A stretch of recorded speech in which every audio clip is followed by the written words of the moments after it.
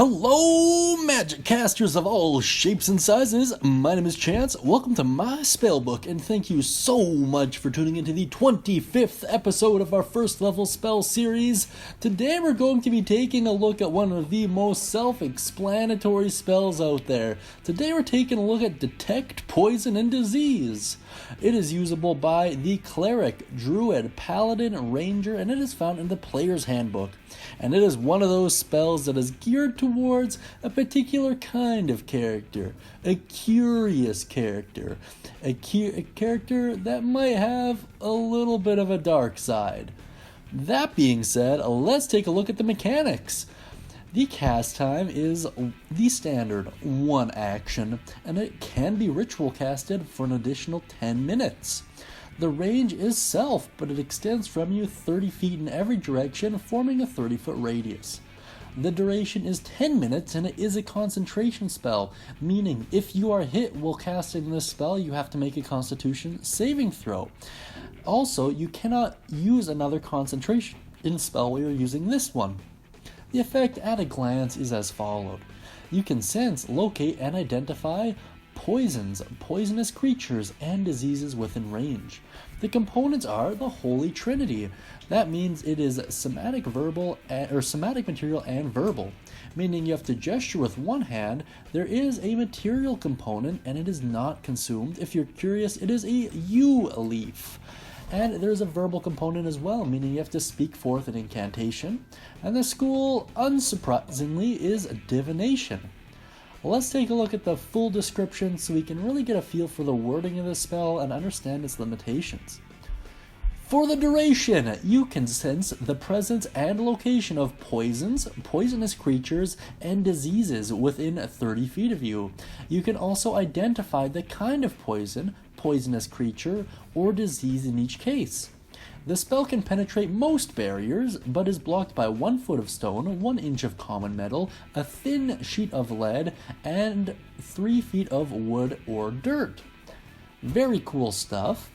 I would like to point out that this spell is super useful. My goodness, I've glazed over this thing probably well over 100 times, and I have never honestly given it a thorough look.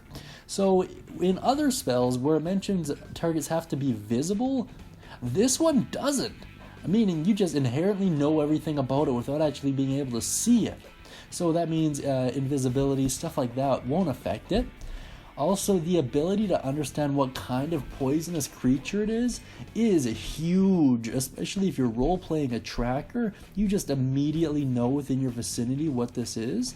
I think that is super, super cool and puts you in a really good position to react accordingly and get your party up to speed. This is, I honestly want to say this is one of the biggest hidden gems we've covered on this series so far, and I would really consider giving this a look over, especially for clerics. I mean, come on, clerics have no reason not to use this at least once in a while. They get access to this full spell list, for crying out loud. Anyways, ranting aside, let's take a look at some alternative uses here.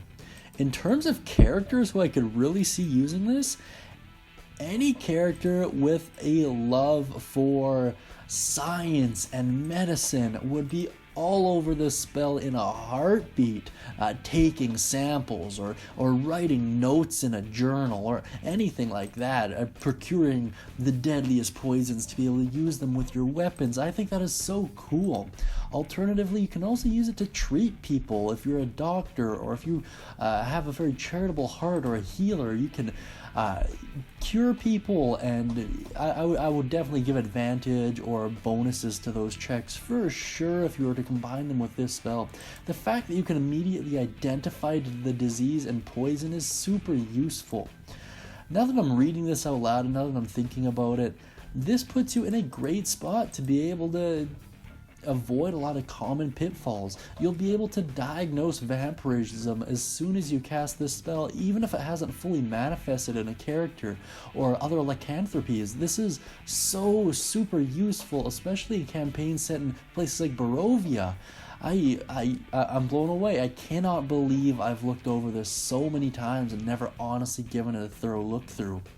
That being said, if you have any alternative uses for it, any cool stories, or any builds that have functioned around it, please let me know down beneath. I'm super curious to hear what you guys have to say.